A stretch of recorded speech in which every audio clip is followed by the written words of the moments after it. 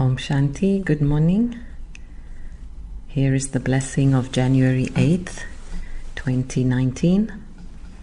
May you stay in solitude, and by having a minute of a concentrated stage, have a powerful experience and give others that too. May you stay in solitude, and by having a minute of a concentrated stage, have a powerful experience and give others that too. To be in solitude means to stabilize yourself in a powerful stage. You can stabilize yourself in the seed stage. You can become a light and might house and give light and might to the world. Or you can give others the experience of the avyak stage by stabilizing in the angelic stage. If you become concentrated and stabilize yourself in this stage for a minute or a second, you can benefit yourself and others a great deal. You simply need to practice this. So for this, we need to become lovers of silence. Deep silence as opposed to simply the absence of sound. That is the real essence of spirituality. Silence is golden, speech is silver. Silence is deep, words are shallow. In fact, we sometimes spoil the moment with words, when silence is the real answer or the antidote to the problem. There is often a common saying that an empty vessel makes the most sound. When someone's pot of wisdom and self-respect is full, then it's evident that they speak less and they are listened to more. Those who talk a lot and brag about their wares very often have very little self-respect. Silence gives us solutions when too many thoughts often result in confusion. In silence, the penny drops and solutions come easily and naturally to us. Words give us knowledge. Thoughts give us understanding. But only silence can give us an experience. We are born from silence, and we will return to silence. In silence, we are able to appreciate every detail of nature, and its majestic beauty quietens our mind. And perhaps this brings us to the most important aspect of all, and that is, silence is that secret, invisible gateway to a profound, loving and fulfilling relationship with Baba, the Silent One. Silence is the only way to hear him. Silence allows us to go inside and connect with that powerful, confident and authentic part of ourself that is not actually accessible any other way. So I've purposely left spaces of silence between the words, because if it were not for the silence, we would not appreciate the words. So those spaces, silent spaces, are very important in our life as we go about our day. Yet there are many people who just can't be silent, nor can they stand the silence.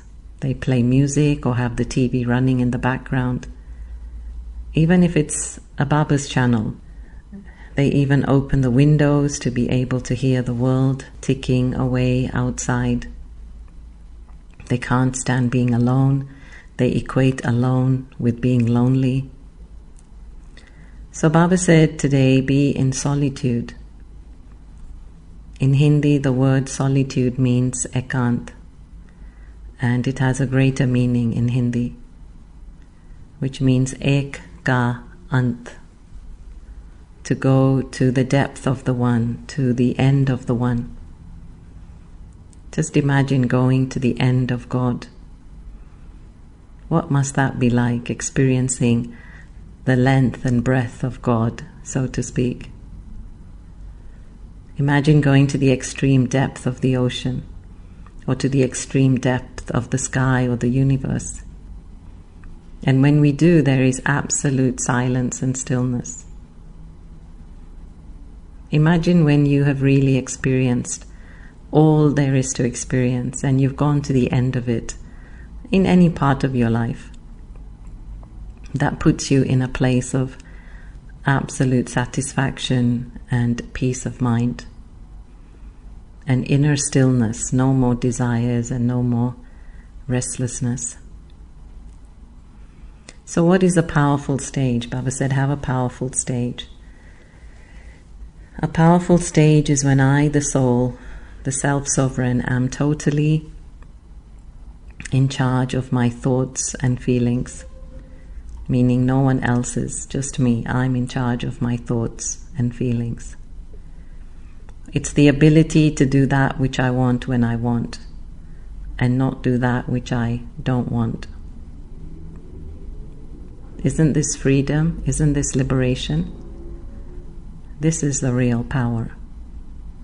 And when I'm powerful, I have the capacity, the aptitude, the competence, the sense, the wisdom, the fuel to run this kingdom well. All this is power. So Baba said, may you stay in solitude, and by having a minute of a concentrated stage, have a powerful experience and give that to others. So I'm reminded of Sister Jayanti when I was in London in the 80s, and she had gone to some service programs in South Africa. But before that, so this is like May 1982, and Sister Jayanti had chicken pox. She was past the contagious stage, so she decided she would go. And when she arrived at the airport, her face was so dotted with the chicken pox, because it was past the contagious stage, but her face hadn't cleared, the dots hadn't cleared yet. And so when the people picking her up saw her, they were so aghast at what they saw. And seeing the shock on their faces, she decided to intensely practice soul consciousness. And she decided that for them to go beyond what they're seeing, she has to be the one practicing soul consciousness. And that's what she did from then onwards. And she noticed that people's attention was not then going to the dots, but to what she had to say. So this is a very practical, one of those practical examples of how we can, with our stage, take others beyond and give them an experience. And then there's another small example of Jagdish Bhai. And Jagdish Bhai says that he always used to carry thread and needle to patch up the holes in his pants, because he said during the beggary part there wasn't much and there wasn't many new clothes, so obviously they just wore what they got, and his clothes were getting torn as he went about service. And so once he had to go and meet a government officer, and he was waiting there while the government officer was meeting somebody else, so he was kind of waiting in line. But he noticed how the government officer kept looking toward him while he was finishing his business with the other guy. Then finally, when Jagdish Bhai came up, of course Jagdish Bhai was thinking, I hope he doesn't see my pants, my sewn up pants. And so when he came up to see the officer, the government officer asked him, he said, are you a yogi? And Jagdish Bhai said, yes. How did you know? He said, well, I can tell from your eyes. You didn't stop looking at me for 1 minute. And so his attention went to, Jagdish Bhai's face, let's say spiritual face, yogi face, and he did not notice his clothes at all. So when we think of this kind of stage, of living in the world and above and beyond it, we are often not only reminded of Brahma Baba, who did this work, but also King Janak. And Baba would often call Dadi Janki Janak because she would exhibit the same qualities as King Janak. So King Janak was known to be a powerful king and a great rishi. Rishi means a renunciate. And he was known to be a renunciate because as a king he had everything, but he was regarded as an enlightened soul, and so he was quite detached from what he had. He would rule his kingdom quite selflessly with wisdom and courage, and he would always go back into introspection after his kingly duties. So one day what happened is a wandering monk came to visit the city of Mithila, which was ruled by King Janak. And so the monk asked everyone, who's the best teacher around here? And so, of course, without a doubt, everyone mentioned the name of King Janak.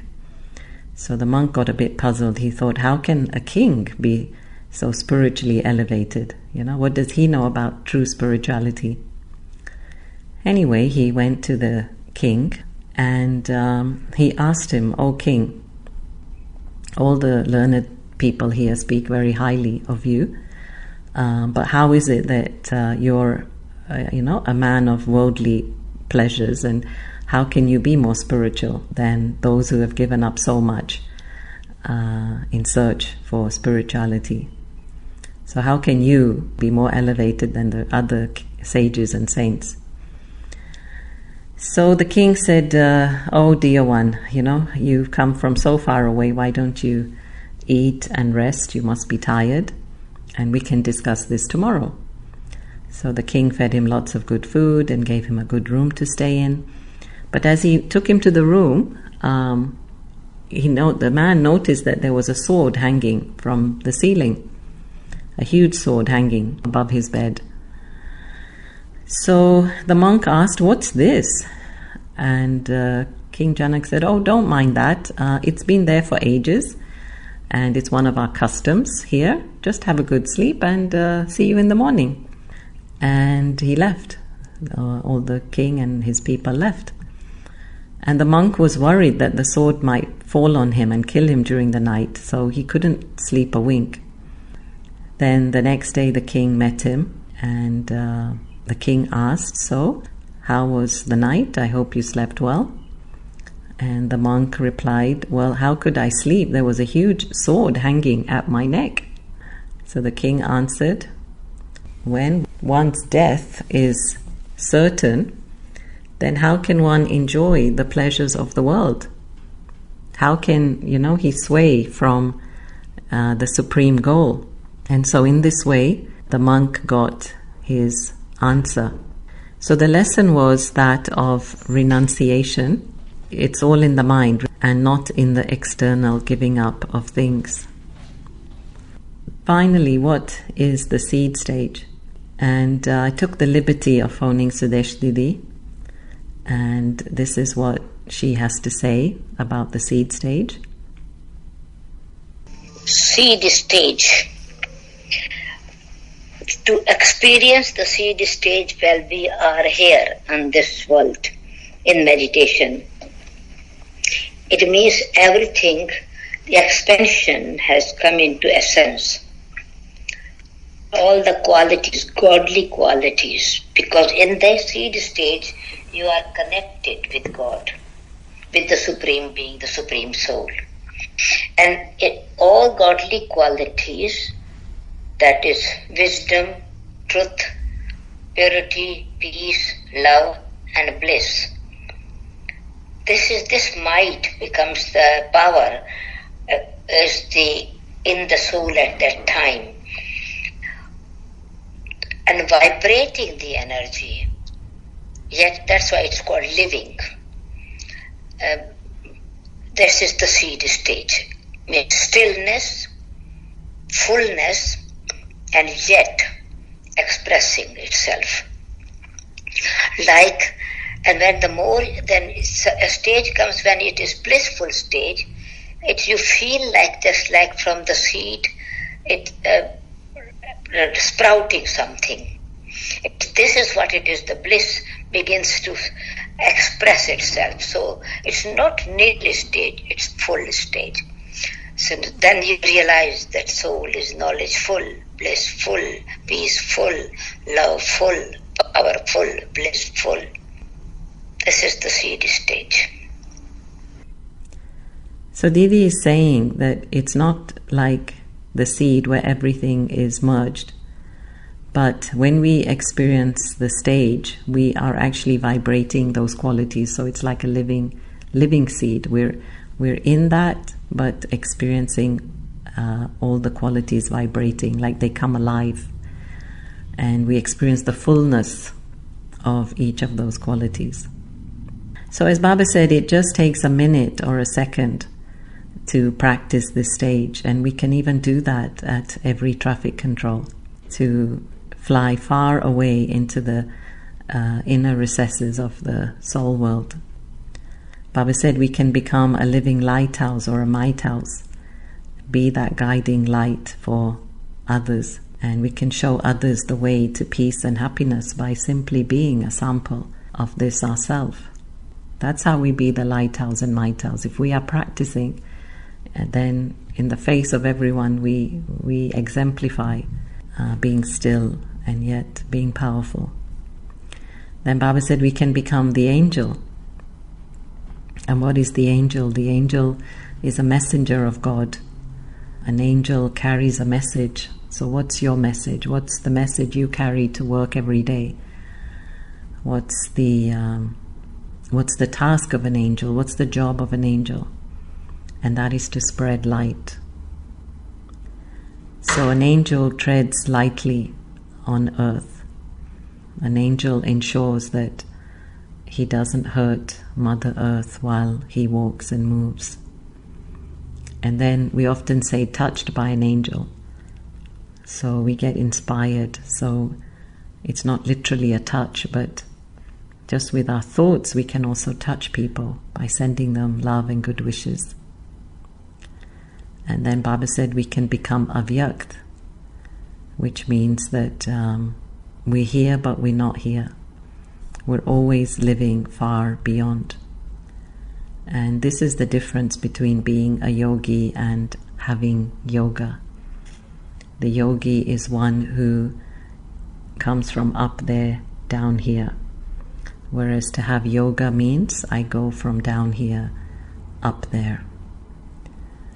So let us practice this whole stage of turning within, having concentrated yoga, and being that lighthouse and might house.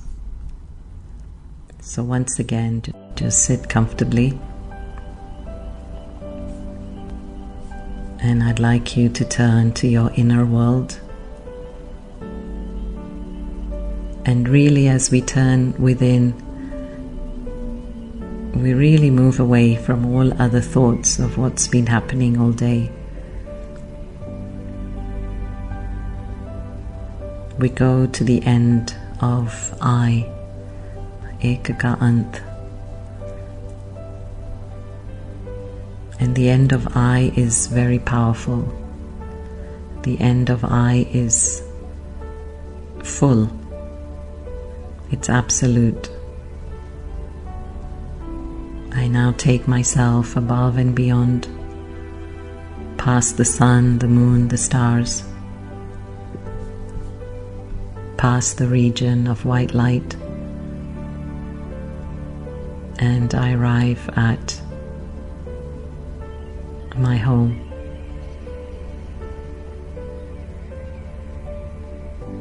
And there waiting for me is Baba.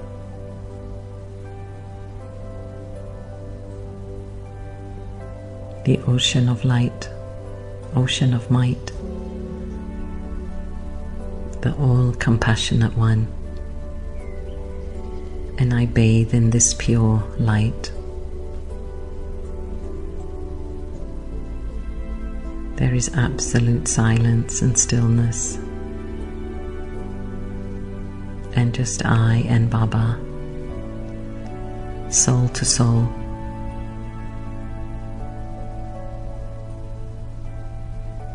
I can feel the burden of many birds being washed away. His laser light purifies the soul.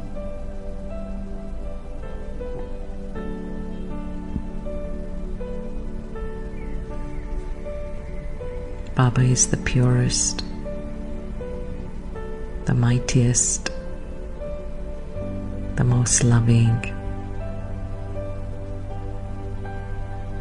most compassionate.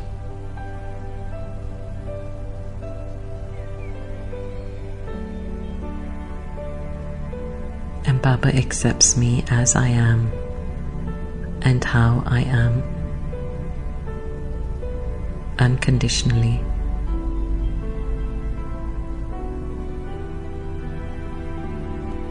He is my parent. She is my mother.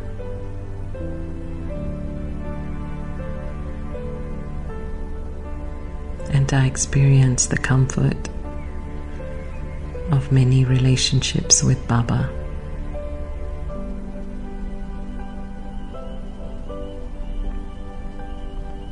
Because he knows exactly what feeling to give to either soul at any given time.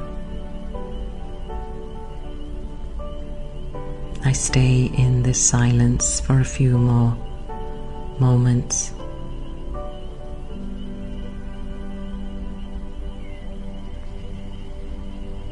I'm thoroughly enjoying diving into the Silent One.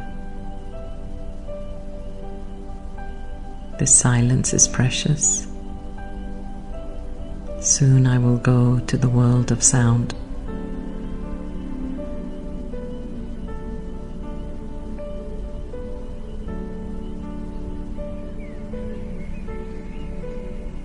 But for now, I hold on to these precious moments.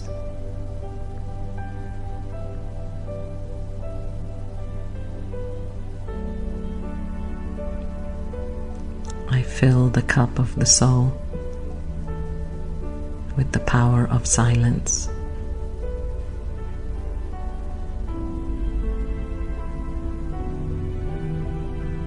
And this cup will provide all the nutrition to stay silent during those difficult times on earth.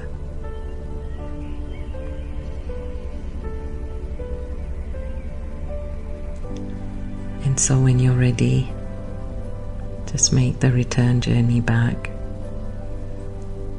past the universe, back to Mother Earth, back to your room, back to your seat, and back to the center of the forehead, the seat of the soul, the seat of self-respect. And always stay seated on this seat. It's the only seat worth sitting on. Om Shanti.